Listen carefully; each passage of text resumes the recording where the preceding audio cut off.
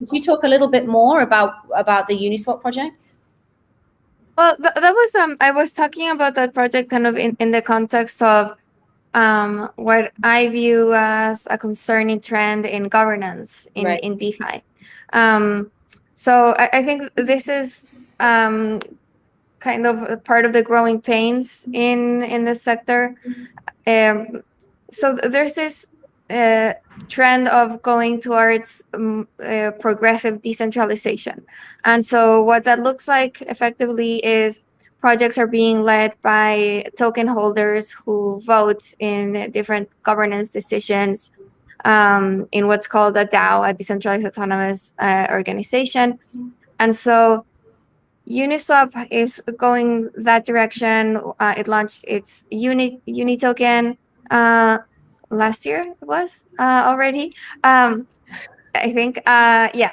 And so like token holders can vote, but token holders of Uni are pretty concentrated. You have big investment funds who own Uniswap, who represent a larger percentage of the voting power. You have big whales who own Uniswap, and so you see things like, the recent, the most recent thing is this education fund that was proposed, and it passed with only a handful of votes. And then there was this like whole controversy of like how those tokens were sold, and just like lack of oversight.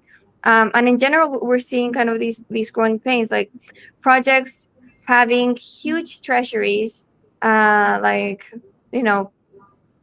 Uniswap's treasuries like is into the billions, I think.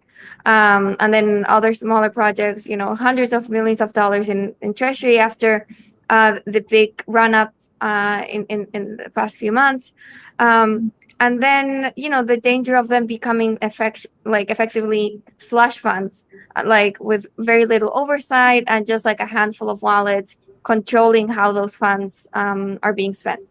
So I think that's something that's definitely something I'm watching in DeFi, because I think there needs to be just like better governance mechanisms so that it doesn't turn into a plutocracy and we have something that's similar or worse than in traditional finance. So something to watch. Definitely. Right. I mean, that's the whole point, isn't it? To not have that kind of thing happen in traditional finance.